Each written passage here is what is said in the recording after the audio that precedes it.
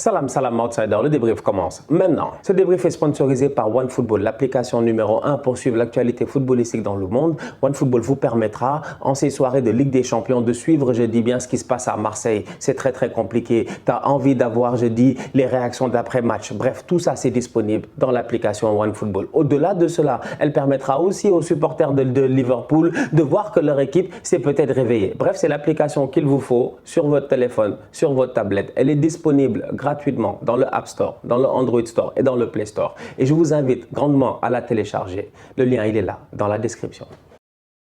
Deux matchs de défaite pour l'Olympique de Marseille qui perd aujourd'hui 1-0 face à Francfort. Francfort a gagné l'Europa League la saison passée. Francfort est une équipe qui est quand même dangereuse. On a eu l'occasion de le voir. Le Barça pensait qu'ils avaient peut-être un chemin tout tracé vers la finale de l'Europa League. Malheureusement, ils sont tombés sur cette équipe de Francfort-là qui a eu l'occasion, au-delà de les battre, de venir au Camp Nou et de remplir le Camp Nou. Francfort, les Allemands là, bizarrement, quand ils se déplacent ces derniers temps en Europe, ils arrivent pour traumatiser les gens, que ce soit l'équipe de football et la population.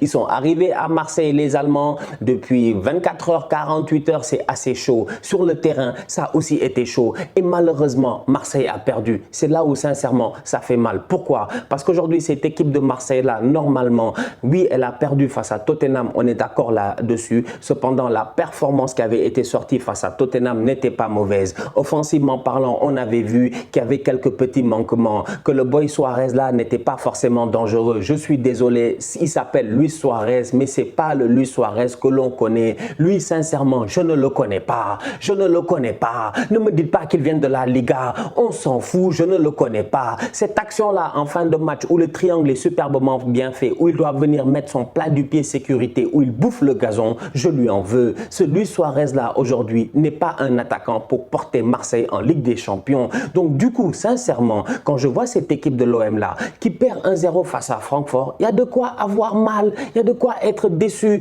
d'autant plus que Alexis Sanchez est de retour, Gerson est sur le terrain, Payet est sur le terrain, mais devant, sincèrement, c'est le jour et la nuit entre l'entrée de Harit Under et la performance de Gerson et de Dimitri Payet.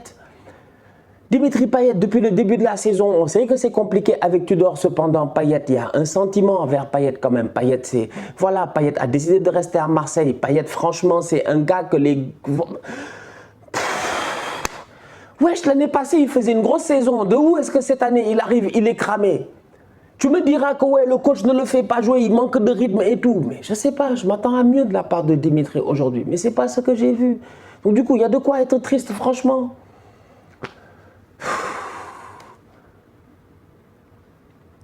Non, sincèrement, je ne sais pas quoi vous dire. Moi, j'ai envie de dire que l'OM n'a pas de chance en Ligue des Champions, que l'OM n'est pas fait pour la Ligue des Champions, que l'OM doit encore aller s'aguerrir en Europa League. Il faut tout faire pour finir troisième, aller en Europa League, essayer de faire un palier là-bas après la Conference League. Peut-être que le saut entre la Conference League et la Champions League, c'est beaucoup trop grand. Il y a quand même une différence entre le championnat et la Ligue des Champions. C'est pas la même chose. Franchement, on va être très sérieux. Bref, il y a tant de choses qui passent dans ma tête qui me font dire qu'aujourd'hui, je ne comprends pas. La performance de Marseille aujourd'hui, elle n'est pas bonne. Dès le début du match, les Marseillais croupissent sous la pression. Ils croupissent sous la pression. Le Vélodrome croupit sous la pression. De qui? De Francfort. C'est pas normal. La pression de Francfort en début de match, elle est très bien coordonnée. Ils sortent vite, les gars sont là, ils vont très vite et tout. Mais d'où est-ce que Marseille subit? En fait, Marseille n'est sorti dans ce match-là qu'entre la 15e et peut-être la 25e. Et après l'entrée des autres, je ne sais pas. Franchement, tu regardes le match aujourd'hui, il n'y a rien d'intéressant. Voilà, je suis désolé là, c'est très décevant. C'est très décevant. Balerdi, ce week-end, quand il est sorti, parce que Tavares, il est rentré, c'est que l'autre aussi, c'est que Tudor, lui aussi, durant le week-end, il fait des affaires. Tout le monde voit. On voit tout ce que Tudor, ce qu'il a fait. On voit qu'il voit que c'est compliqué, tout ça. Il fait rapidement des changements. Il fait rentrer Nuno Tavares, ça change le match. Là, tu n'as pas le choix. Mbemba, tout ça, tu as des suspendus et tout. Tu es obligé de faire jouer Balerdi. Mais lui, c'est un tocard. En fait, tu vas où avec ça? Tu vas où avec ça? En plus de ça, c'est sous la pression que ça fait des erreurs pour encaisser des buts. Ça, j'ai dit qu'aujourd'hui, franchement, ce match de l'OM là, c'est décevant quoi. Avec tout ce que ça montre en championnat, tu t'attends à ce que cette équipe-là vienne et qu'elle te montre beaucoup mieux aujourd'hui. Beaucoup mieux face à Francfort. Mais malheureusement, face à Francfort aujourd'hui, Marseille n'a pas eu d'idée, aucune imagination. le flair, la vitesse, surprendre ton adversaire, tout ça n'est arrivé que quand il y a eu les changements en deuxième mi-temps. Et là, peut-être c'était trop tard. Paolo Lopez, top performance de sa part. C'est lui qui est là pour sauver la baraque. Sinon, ce match-là, peut-être, il peut finir 4-0 aujourd'hui à domicile au Vélodrome. Il y a du travail à faire. Franchement, il n'y a rien d'autre à dire à part il y a du travail à faire parce que cette équipe-là, elle tient le rythme du PSG en championnat. Mais aujourd'hui, en Ligue des Champions, ça fait 2 matchs. Et c'est un groupe qui est abordable. Normalement, c'est un groupe où Marseille doit venir faire un peu mieux. C'est un groupe où Marseille doit venir s'en sortir. Et là, Marseille, c'est les tocards de la classe. C'est une équipe qui... Mais c'est pas possible. Chaque année, c'est la Ligue des Champions. Chaque année, c'est la même honte. Liverpool de son côté a gagné 2-1 face à l'Ajax. J'arrête pas de le dire, Klopp est sous pression. Klopp est sous pression. Franchement, il est sous pression. Klopp, il a même maigri. Klopp a même maigri. En ce moment, quand je le regarde moi-même, je sens que Klopp n'est pas bien. Cependant, son équipe a fait un match qui peut être considéré comme étant un bon match. Pourquoi? Parce que l'Ajax, c'est pas une opposition facile. Pourquoi? Parce que Liverpool, aujourd'hui, face à l'Ajax, ils ont concédé des occasions. Ils ont un tout petit peu galéré. Parce que l'Ajax a ils ont ce collectif-là. Ils ont cette capacité-là à pouvoir tenir le ballon, à te faire courir. Ils ont des circuits de passe qui sont très très bons. Donc du coup, cette équipe de l'Ajax-là, elle est venue aujourd'hui à Anfield sans aucun complexe. Elle aurait même pu à un moment donné prendre l'avantage. Cependant, Liverpool, sincèrement, aujourd'hui, ils m'ont plu. Pourquoi ils m'ont plu? Déjà parce que Thiago Alcantara était au milieu de terrain et à côté de Fabinho, tu sentais que Thiago, lui, il peut créer, je dis, des choses. Lui, il est capable de casser des lignes. Lui, sa vision et sa vista peuvent faire la différence. Donc Thiago Alcantara, tout simplement, de retour au milieu de terrain avec le petit Elliott qui se sent un peu plus libéré, peut-être avec Fabinho sur le terrain. Ça, c'était superbe, franchement. Jota était de retour dans sa combativité, on l'a vu. Long ballon de Alisson, déviation de Jota. Les gars sont là pour se gérer. Mohamed Salah, claque. Déviation de... excusez-moi. J'ai lu Suarez de Marseille en tête. Je ne sais pas pourquoi j'ai lu Suarez de Marseille en tête. J'ai un blanc. Mon boy colombien, il s'appelle comment? Ça m'arrive jamais ça. J'ai lu Suarez de Luis Diaz.